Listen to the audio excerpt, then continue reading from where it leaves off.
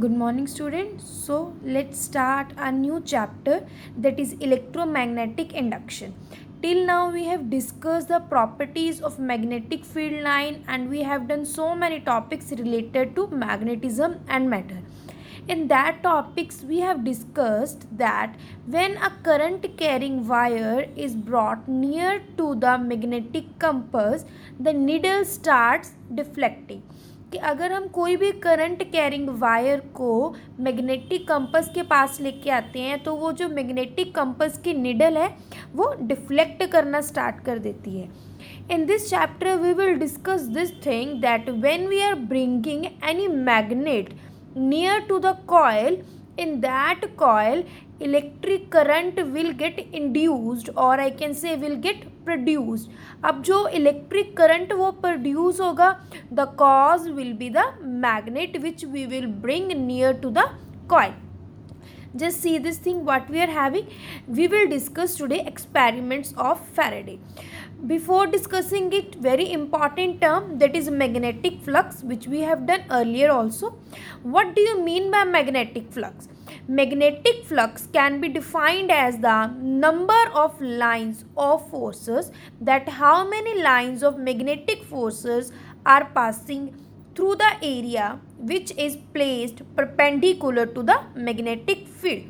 Just see this thing. Suppose these are my magnetic field lines and these field lines are passing through this area.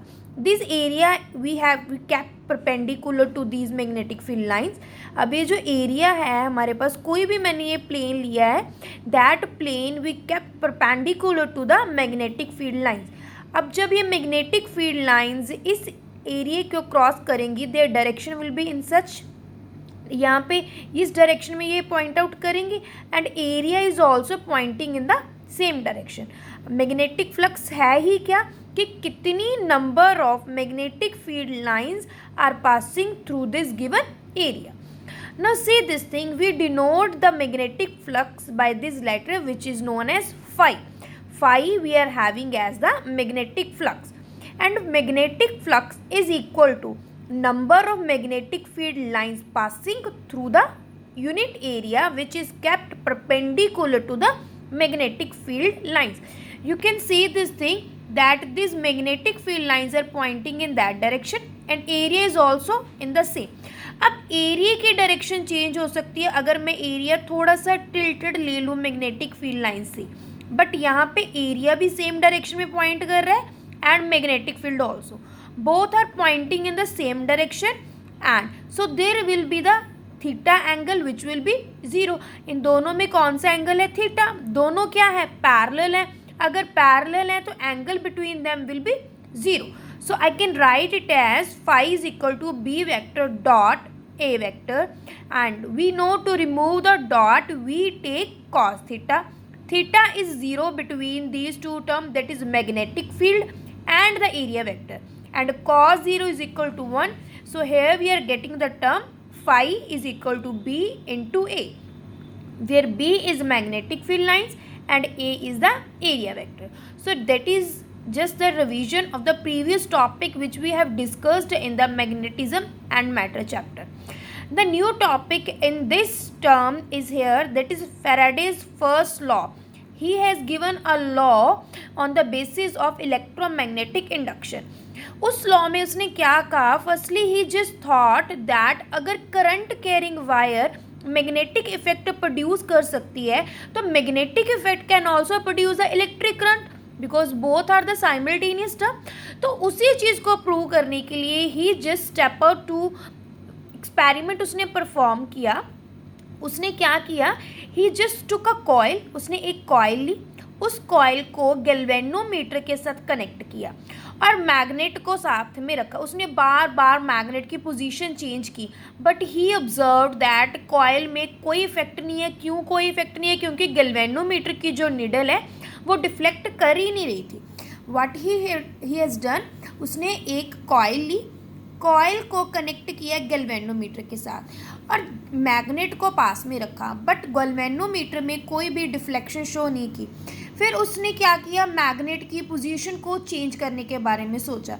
When he was changing the position of magnet, कभी इसको आगे कभी पीछे, forward reverse direction में लेके जा रहा था, suddenly he saw that needle starts deflecting. Needle क्या होगी, डिफ्लेक्ट होगी।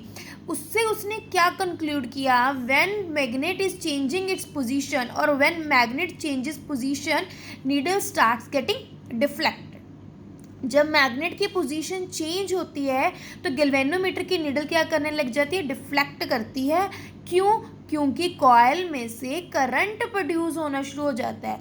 अब जो वो करंट प्रोड्यूस हुआ, that is just because of the magnet, not stationary magnet. When magnet is moving, then only we can say current is induced nearby a coil. And how it proves, because needle of galvanometer starts deflecting. So according to that only he has given two laws which we will discuss now. The first law is Faraday's first law. See what he has given, when there is a change in magnetic flux. मतलब change in magnetic flux का क्या मतलब है, अगर हम magnet की position change कर रहे हैं, when we are changing the position of magnet through the coil, ये कॉइल के आगे पीछे मैग्नेट की पोजीशन चेंज कर रहे हैं, when there is a change in magnetic flux through coil and EMF is induced, क्या इंड्यूस हो रहा है, एक EMF इंड्यूस हो रही है, मतलब उसमें क्या लग रही है, एक इलेक्ट्रोमोटिव फोर्स लग रही है। इलेक्ट्रोमोटिव फोर्स मतलब इस कॉइल में से करंट प्रोड्यूस होना शुरू हो गया है, and which last so long as a change of flux continues. वो कब तक रहेगी, जब तक हम मैग्नेट को चेंज कर रहे हैं, उसकी पोजीशन को चेंज कर रहे हैं। If we will keep this magnet stationary, there will be no effect in the galvanometer's needle.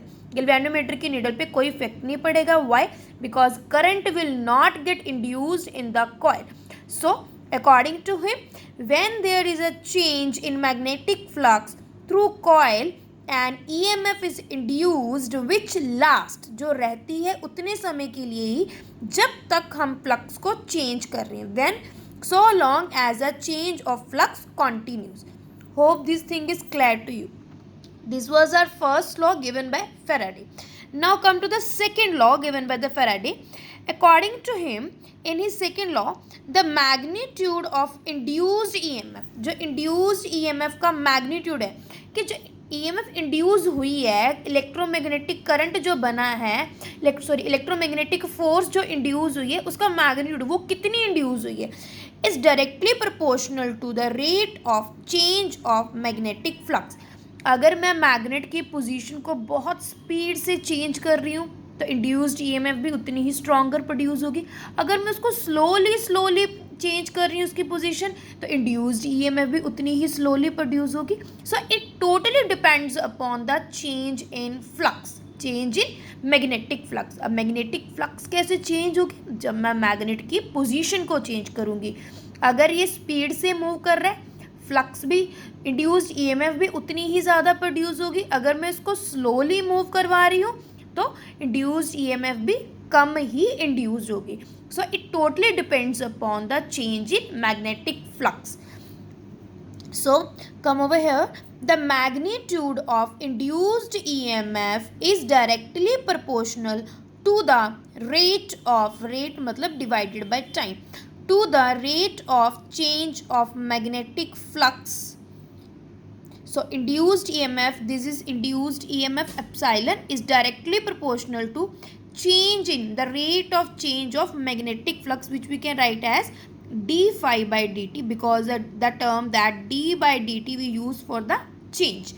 So epsilon, that is EMF, is directly proportional to d phi by dt.